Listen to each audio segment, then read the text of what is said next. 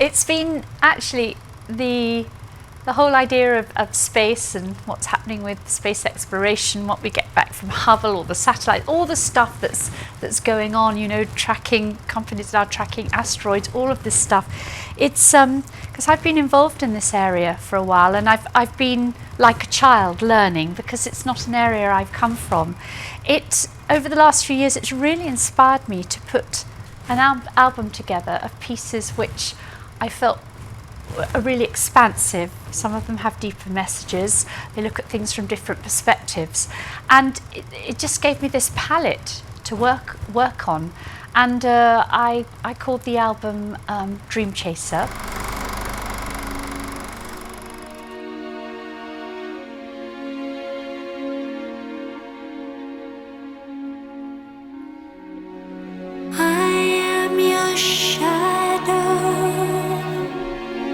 I was a child growing up through the 60s and saw the first man land on the moon on my black and white TV screen, and was amazed even at that young age, and kind of understood that humans could think out of the box. They could come in at life with a different perspective and think outwards, and we could actually do, as human beings, extraordinary things. And I mean, time has told that we do extraordinary things.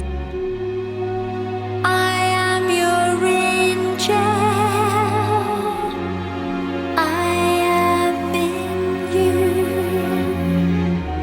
The only way of getting to the International Space Station at the moment is through Russia. You launch from Kazakhstan, from Baikonur, and that's where I'm going through. I've passed so far. I started off in Houston doing medicals, and then I took the next step and went to Star City and went through all the psychological, physical, all these different tests to make sure that I was the right kind of person to go into space. And I wasn't expecting it at all, but I passed through everything in a really good way, and I'm officially now a cosmonaut in training.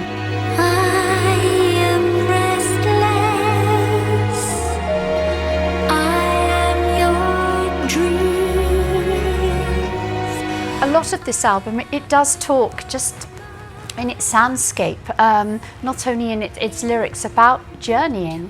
And I think, you know, for us, just as human souls, it's incredibly important for us to explore. We're natural explorers, and you know, right from the beginning, from going across oceans and then aviation, and so I think the idea of exploration outwards is something that's very deep inside of us.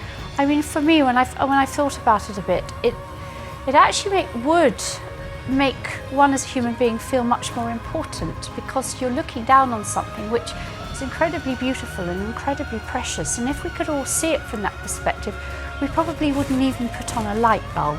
We would be so careful with and feel so important that this beautiful thing has been given to us. We're living on it, and we were the chosen ones.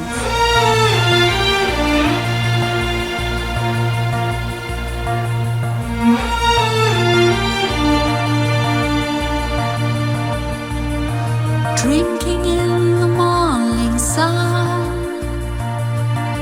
One day like this, what I feel about this song is that it's really about talking about an experience in life, a small, gentle, wonderful experience that actually can last you a lifetime. And I think often we're very we're quite greedy for experiences. We expect a lot of things, and sometimes those very simple things actually, they amount to far more.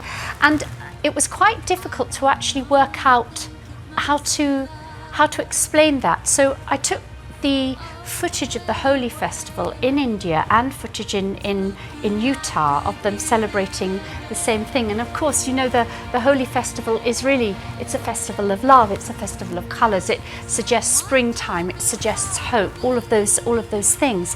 So I decided that this would be the most affirming thing that I could think of when putting the video together to use.